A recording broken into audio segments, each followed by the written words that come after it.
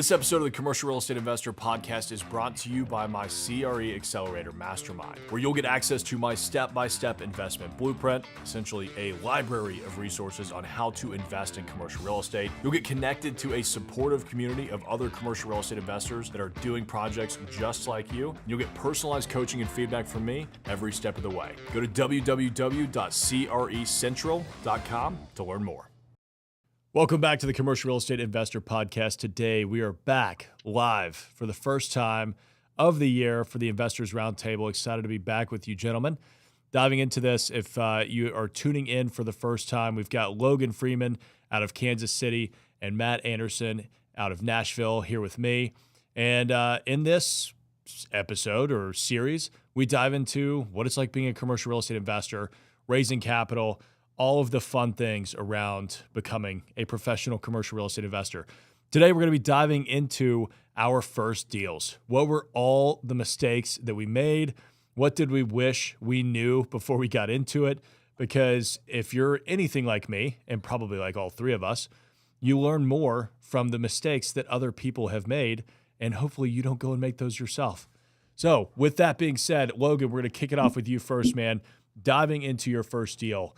I mean, first, tell us, what was your very first deal? And what were some of the challenges that you faced going in?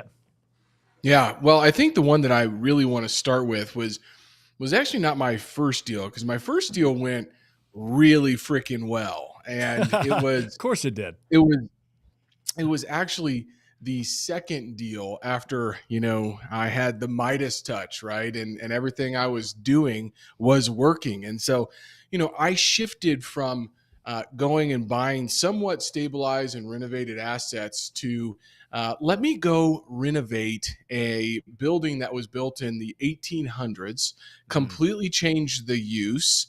It hadn't been operational for a few years. And yeah, I'm not going to run into any issues with building out residential units on top on a commercial building and having retail facilities down on the bottom.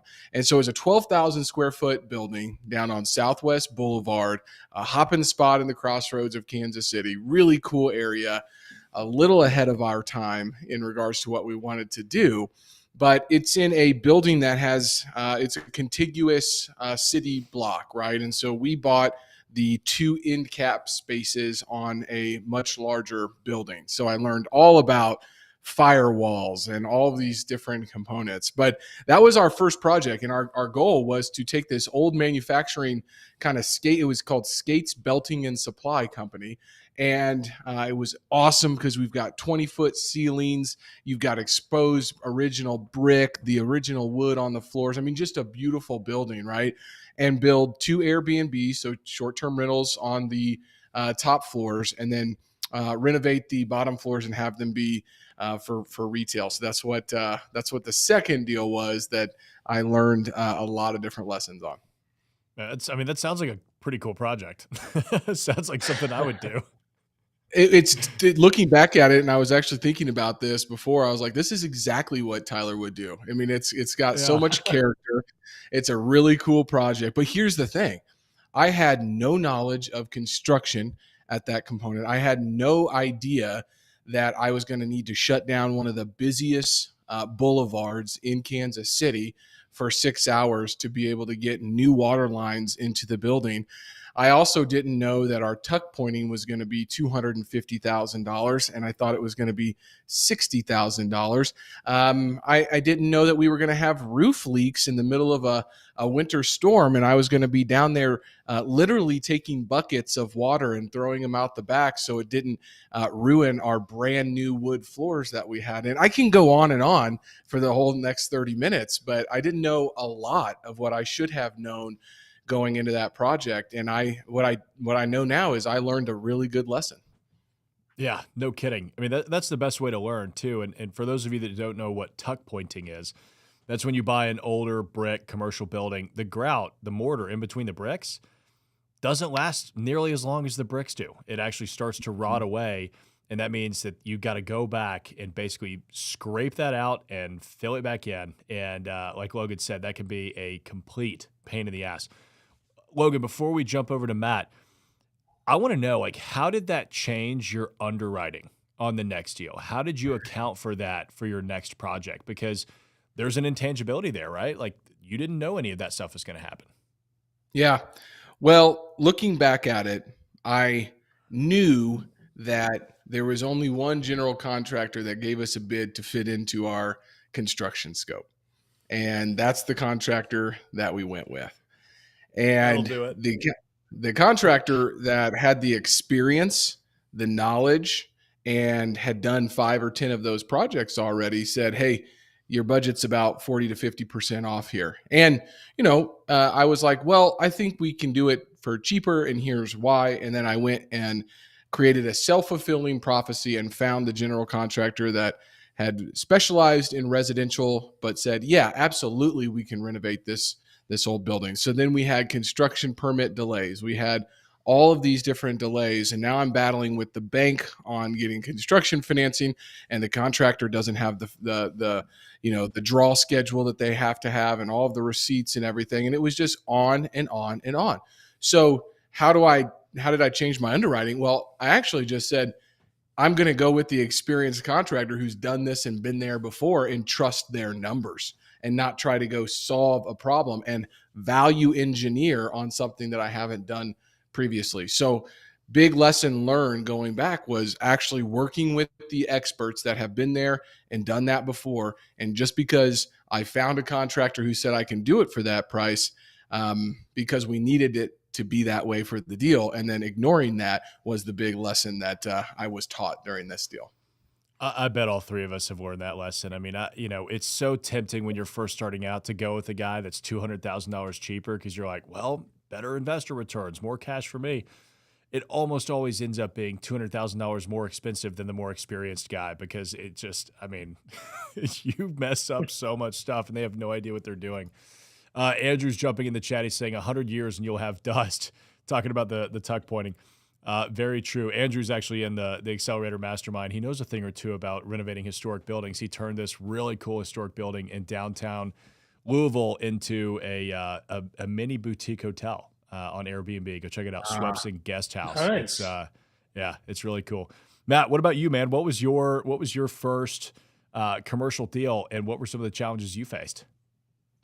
Yeah, I got pretty lucky because with my background in law, I've seen a lot of these contractor issues, and I helped other people buy deals much before I bought my first commercial deal. So between that and having done a lot of residential stuff, I got to learn some of these lessons through other people's heartaches. So that was a pretty nice advantage. My first foray into commercial was like 2018. We bought it was not a sexy deal that you would do, Tyler. This was this was in Madison, Tennessee. It was just like a rectangle building, just like block building from the 70s. The front was like 1,000 square foot cash advance place on a 1-year lease. The middle unit was like 5,000 square feet. It looked like a person's basement, like abandoned basement. And then the back unit was a laundromat. So that was my first commercial deal. And really, at the end of the day, I was a little bit nervous to jump into commercial from residential. And what happened for us is we knew we had a smoking deal on paper. And so the deal was so good that my logic was like, I can't screw it up that bad, right? Like I've got enough room. There's no way I can screw it up bad enough to make up for the deal I got. And if I remember the numbers correctly, we bought it for right at $500,000, and the seller carried 1/3 of the purchase price.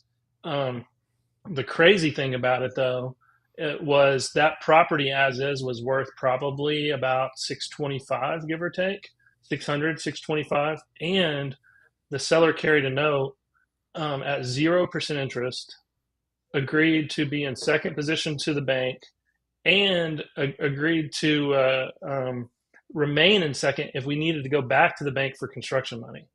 So, what did you do to this guy? Did you take his family hostage? the funny part is I didn't even negotiate this deal. It was my partner's the one that negotiated. So the part I did was I jumped in and I said, we need to add a provision in here because I knew the roof was in pretty rough shape and I didn't have much cash. So I was like, we need to add a provision in here where he agrees to let us go back and get construction money and remain in second place. So that was about the only part I had in the negotiation. The rest was just set in front of me. So it was a crazy deal. The big mistake, I would say I probably made two mistakes on that, which was number one, I was pretty broke at the time. And we probably should have brought a capital partner in just to be able to have flexibility, reserves, peace of mind. So that's one mistake I made. The other mistake I made was that seller carry loan was so beautiful that we sold it because we had a six-figure profit, which was a big deal at the time for us in a fairly short amount of time. But we really should have just held that thing like as long as possible to take advantage of that principal pay down. And so that was another big mistake we made. But we did a lot of things right because I'd seen a lot of mistakes and learned some tricks that I was able to use, and like the one I described. Well, hindsight's always 2020, right? I mean, we always look back on the deals that we sold, and there's this like tinge of regret. But what I've found is if you actually trace it back, you put that money to work doing something probably better anyway. And so, Exactly. I mean, hey, it compounds, right? Like when I first got into commercial real estate, all of the old guys would always say, "Oh, I wish I never sold that building." And so I thought, okay, I'm going to buy everything. I'm going to hold it until the sun sets. But then you realize like you can't really actually do that. You can't scale, right? They were selling those buildings and 1031 exchanging into bigger buildings. It takes a long time to hold everything. Probably not the best use of your cash anyway. Was that the deal that you did with Brandon, or did you sell it to Brandon? That's the one. So the fun part is I showed up to the closing table and they paid us like $11,000 to buy the property. And I'm like, this is my first commercial deal. What? And, I'm used to residential and I show up, they pay me $11,000 to buy the property. And the paperwork's so thin, I'm used to the residential stuff. I'm like, Yeah. what? Commercial is the best thing ever. So I was pretty pumped. I was like, man, commercial from now on. And then, I ended up selling that building to Brandon actually. And he ended up figuring out what to do with that middle unit that I never could sort out. Man, if you go find another deal like that, I think Logan and I will give you all of our money. That's ridiculous. Well, hey, my second one's not that much different, to be honest. Yeah, is this the office building up in Madison? Yeah, that was seller carry too. Well, we did two projects with her, and we bought $2.4 million worth of real estate with only putting 125 grand down. So, ooh, well, let's dig into that here in a second because I think creative financing is a phenomenal way to get started. I mean, I did a lot of that. I still do a lot of that because why put your money to work if you don't have to? Vicken is saying, good afternoon, guys. Good afternoon, Vicken. Thanks for joining us. Hey, if y'all are tuning in, question of the day, what's your biggest fear about buying your first commercial property? We want to hear it, and let's talk about it because we may be able to either dispel that fear or at least commiserate because we've probably felt the same way before too. Okay, let's take a bit of a left turn from the questions I was going to ask. I want to talk about creative financing. Logan, before we come back to Matt, Logan, talk to us about some deals where you've done creative financing because if you're getting into your first deal, I didn't have any money on my first one. Made plenty of mistakes, but the thing that I did right is that I brought $0 to the table. I think that creative financing can unlock a door for a lot of new investors that maybe they never thought was possible. So talk to us about some of the more creative deals you've done. Yeah, absolutely. And I've got the deal actually pulled up if you want me to share my screen so I can show it to you guys here in a second too. But go for it. The way that I approached creative financing was not necessarily with the seller per se. I created some creative financing through reading a book by Joe Fairless. And I think it was, the book on apartment investing or something like that. It was this huge book that he finally wrote after all of his years of running his podcast. And, it said, hey, if you don't have the capital needed, and this is, 8-9 years ago, here's how you can approach this. Go find a project and find an investor and structure it this way. So I still remember being on the phone with this investor that I've done multiple projects with. And even the horror story of the one that I'm going to show you all. And we still have a great working relationship. But I said, hey, you've got some capital to place, and I'm going to go out and find a project, right? And so I did that, and then I said, look, I'm not going to be able to sign on the loan. I just didn't want to do that at the time, and nor would I think it would have really been that much help for this individual. I say, hey, it's going to be a little bit easier if you just have the debt on your side. He said, that's fine, and we'll structure it this way. I'll do the asset management, construction management. I'll take 20% of the upside, you get 80%, and you get 100% of the tax benefits.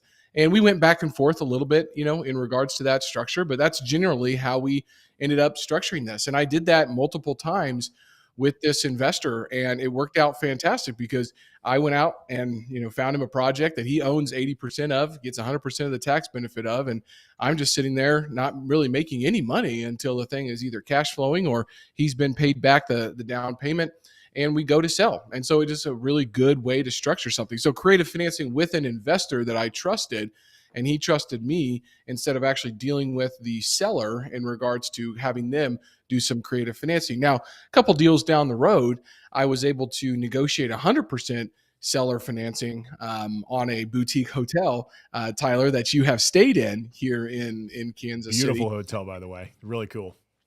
Really cool place. And they became the bank for us, and we still put money down. We raised capital from investors. We put money down, but we were able to get a really good interest rate, and even after 4 years, we were able to actually go in and just extend that loan, because the guy was like, look, I'm getting payments every single month, and this is working out fantastic. And so we recently sold that project, but we just approached the guy and knew that he had the ability to do the seller financing because he had the thing paid off. He didn't have a loan, and it worked out really well. And there's not that many banks that really want to take a risk on a boutique hotel that is not operational currently, and we had to turn it into being operational. So those are a couple ways that I've structured that. And now as a broker, we have definitely structured and working on 2 seller finance deals right now, because if we're trying to bridge what the seller is wanting for the buyer, then 1, they need to bring less money to the table, or 2, they need to get a more advantageous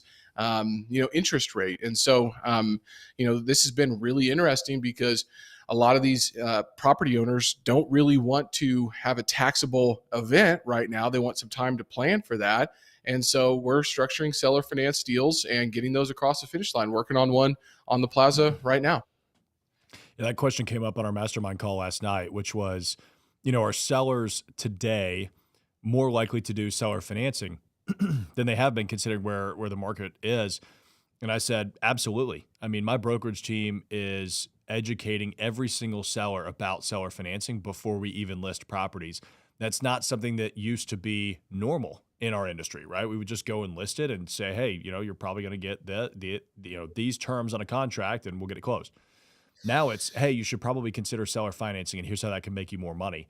And so more sellers are probably out there considering it with where the market is. Matt, tell us. Tyler, on that front though, if a seller is wanting to complete a 1031 exchange after that seller finance deal, there is some complications with that. So it's a challenge if they're like, hey, I'll seller finance this while I go find a 1031 exchange. Call your qualified intermediary and talk through that with your sellers, because that is a situation where some of that might not be able to be moved forward. If it is a tool where they're like, hey, I just want to seller finance this, and at the end of it, I'm going to sell it, and that's fine. That works really great. But if they get down the road and say, holy cow, I'm not able to 1031 exchange this, now they don't want to get out of the deal, you may be in a tough spot. So just keep that in mind. That's right. Yeah, it is. There's a pretty good chance you're paying taxes at the end. Matt, exactly. What about you, man? Tell us about this second deal. Oh, the other one I was referring to, we bought a couple of office buildings from a lady, and I've usually used, I've done sub 2, I've done seller financing, I've done, I haven't really done a contract for D. That's probably the only one I haven't personally done myself. But typically I'm looking for using the tool on the person that it's going to benefit the most, which for me has been someone who's typically older, near retirement age. Typically they don't have debt on the property, and they don't really have a great plan for the money. That's usually the person that this fits well for. And that was exactly it for her. She had a building where she really wanted a certain price. It was 1.4 million for that one. She really wanted that price, and no one was willing to give it to her. And I spent time with her, got to know her, and at the end of the day, she had no real plan for that money at all, right? She really didn't know it. She just knew she wanted to get that price, and she was very attached emotionally to the building, and she felt like it was worth that price. So that's what we did. We made her an offer. I said, I think I can get you your price, and I usually use a line, something to the effect of, would you be open to me being able to pay your price, but maybe not being able to pay all of it to you on day one? Something general like that, kind of get the conversation going. And so that's what we ended up doing. We ended up doing like 100 grand down, $1.4 million purchase price. And she carried the rest. And then we bought another building for her for, I think it was 975, and she carried 950. So it's you got to be careful with it. For a beginner though, you got to be careful with seller financing, because just because you can do it doesn't mean you should do it. And it's a form of leverage, right? So your returns can be astronomical, but your losses can be pretty devastating too, because if a seller financing doesn't necessarily make a bad or mediocre deal a good deal just because you got seller financing. So I'd caution you, it can be incredible, but you need to be careful and make sure the deal fundamentals are sound. That's right. I mean, at the end of the day, it's frustrating as hell to work with traditional banks, but there's a reason that they say we're only going to bring 80% or 75%. It's because, one, it de-risks their position, right, which of course they're going to do. But two, it also protects you. Banks actually want to protect you. That's why they have a debt service coverage ratio in there, right? 1.25 times debt service coverage is typically what you'll see. That means that for every dollar in debt service that you're paying, they want you to be making $1.25.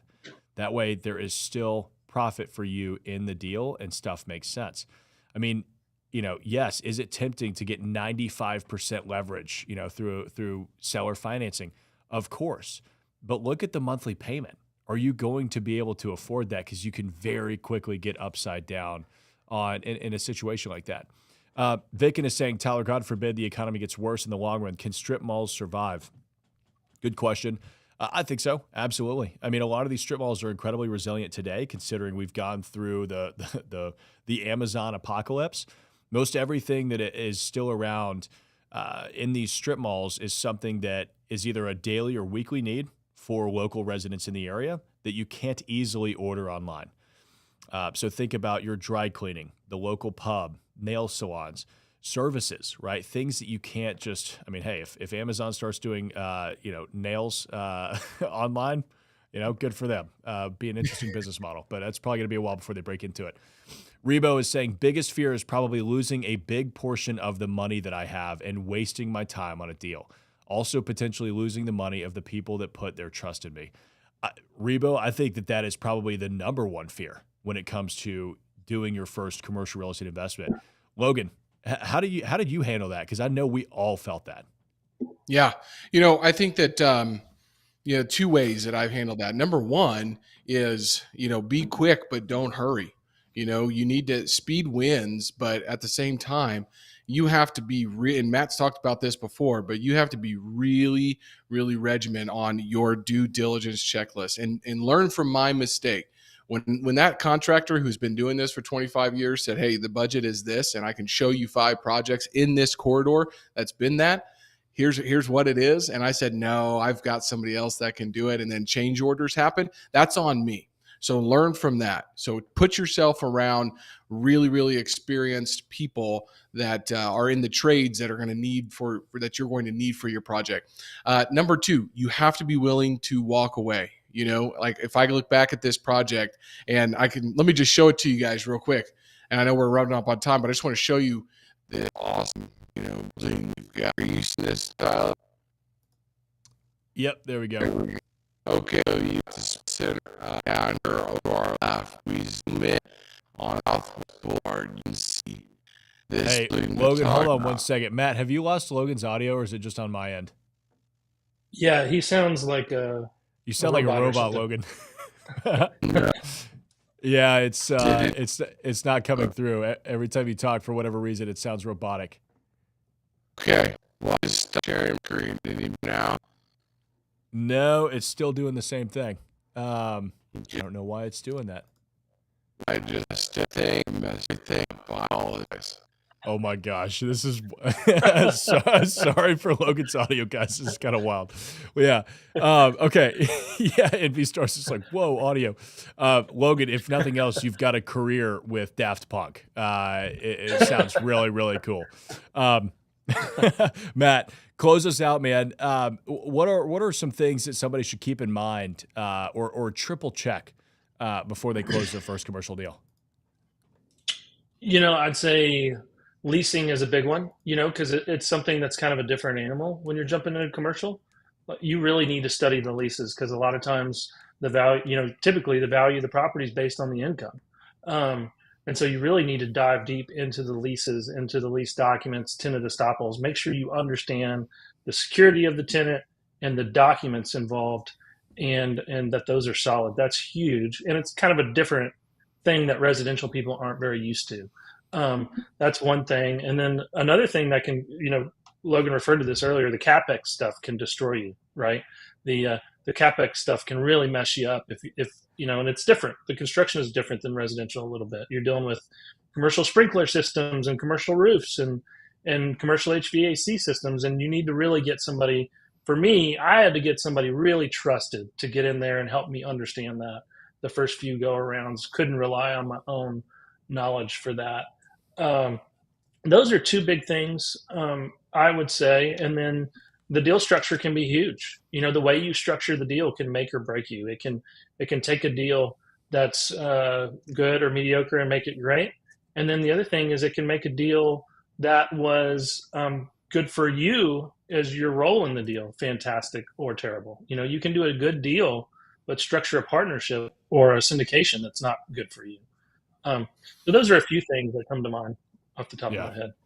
No, that's all great advice. Look, it's 2025. There's always opportunity in the commercial real estate market.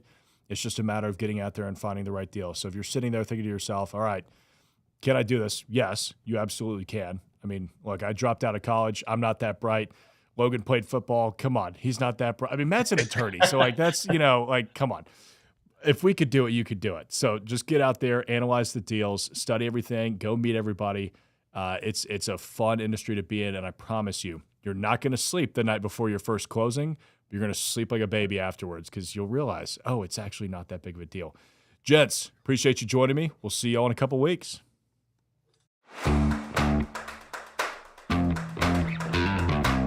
This episode of the Commercial Real Estate Investor Podcast is brought to you by my CRE Accelerator Mastermind, where you'll get access to my step-by-step investment blueprint, essentially a library of resources on how to invest in commercial real estate. You'll get connected to a supportive community of other commercial real estate investors that are doing projects just like you. You'll get personalized coaching and feedback from me every step of the way. Go to www.crecentral.com to learn more.